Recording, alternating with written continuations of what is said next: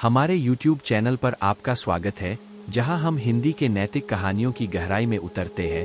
प्रत्येक कहानी ज्ञान का खजाना होती है, जीवन के सबकों की जटिलताओं में दर्शकों का मार्गदर्शन करती है। मनोरंजन के साथ साथ जीवन के गहरे अनुभवों में गहराई और समृद्धि की गहराई को आत्मसात करती है। हर पल हमारे साथ बिताया गया एक ज्ञान का सफर बनाता है। यह कहानी एक शिष्य की है।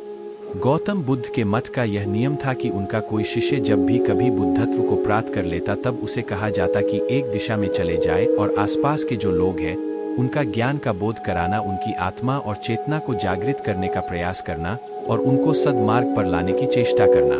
उनका एक शिष्य था जो 6 साल से मठ में रह रहा था और तपस्या कर रहा था। एक दिन वह परेशान हुआ और सोचने लगा कि मुझे यहाँ आए हुए इतने साल हो गए, आज तक गुरुदेव ने मुझे आदेश क्यों नहीं दिया। इसी बात पर नाराज होकर वह गौतम बुद्ध के पास गया और कहने लगा कि मेरी तपस्या में ऐसी क्या कमी रह गई? क्या मैंने ज्ञान अर्जित नहीं किया और अब तक आपने मुझे आदेश नहीं दिया कि जाओ जाकर किसी दूसरे जगह पर अपना ज्ञान बांटो, और क्या मैंने बुद्धत्व प्राप्त नहीं किया है? तभी गौतम बुद्ध ने शिष्य से कहा, सुनो, तुम्हें थोड़ा और समय लगेगा, तुम थोड़ा समय और यही बिताओ। यह बात सुनकर वह शिष्य चीर गया और कहने लग गया कि गुरुदेव, आपके ज्ञान में ही कमी रह गई जो आप मुझे ज्ञान नहीं दे पाए। गौतम बुद्ध को लगा कि ये समझेगा नहीं और कहा, ठीक है, कल सुबह पूर्व दिशा में एक गांव है, वह जाना और वहां से भिक्षा लेकर आना और अपना पूरा दिन वही बिताना और कोशिश करना कि वहां के लोगों को थोड़ा सा ज्ञान बांटना और आकर मुझे बताना कि अनुभव कैसा रहा। वह शिष्य बड़ा खुश हुआ और उसको लगा कि अब तो बात बन गई, अब मुझे आदेश मिल गया।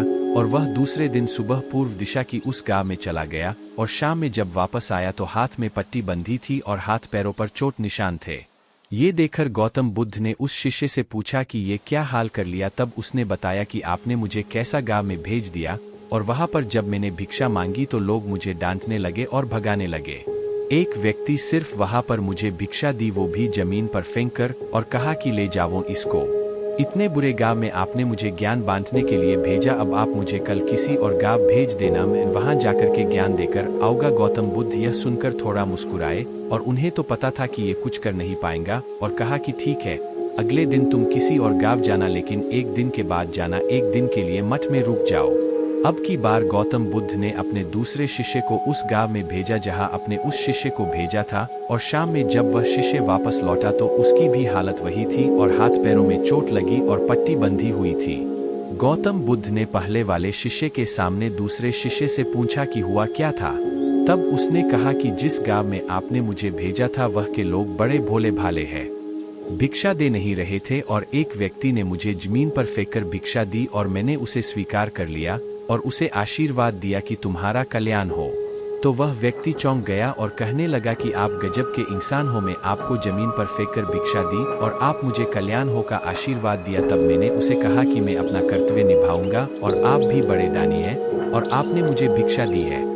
उसके बाद में जब वहां से निकल रहा तब मैंने देखा कि एक बच्चा बीमार था, तभी मैं जंगल में गया वहां से जड़ी बूटी लाने, और जब मैं जंगल से लौट रहा था तब कुछ लोगों ने मुझे पकड़ लिया और पूछने लगे कि यह जड़ी बूटी कहाँ लेकर जा रहे हो। तब मैंने उनसे निवेदन किया कि मुझे छोड़ दो, एक बीमार छोटे बच्चे की मदद करनी है, और तब उन्होंने मुझे छोड़ दिया।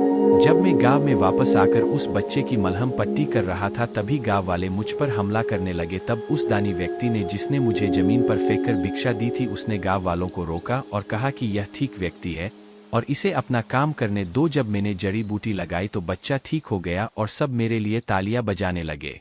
सभी गांव वाले कहने लगे कि कल फिर आना गुरुदेव, मुझे कल फिर उस गांव में भेजिएगा, क्योंकि वहां बड़े ही भोले लोग हैं, समझते नहीं है, बस प्यार बहुत है, और अब की बार कोशिश करूंगा कि थोड़ा प्यार और ज्ञान उन तक पहुंचाने का। वो सब ज्ञानी तो लेकिन बस जब अनजान व्यक्ति से बात करने में डरते हैं।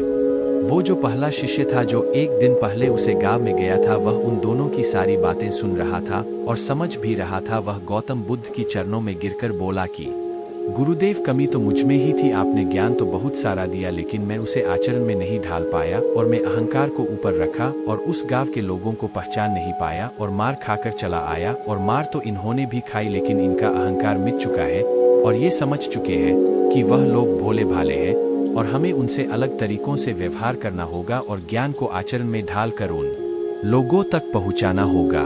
यह कहानी हमें यह सिखाती है कि अच्छा इंसान बनने पर ध्यान दीजिए, अच्छा समय अपने आप चला आएगा। हम अच्छा समय लाना चाहते हैं लेकिन अच्छा इंसान नहीं बन पाते हैं और सारी गड़बड़ बस यही हो जाती है। आओ साथ में इस सफ़र को यादगार बनाएं और हमारे YouTube चैनल पर जुड़े, क्योंकि ज्ञान की यह अनंत यात्रा कभी समाप्त नहीं होती। धन्यवाद और अलविदा।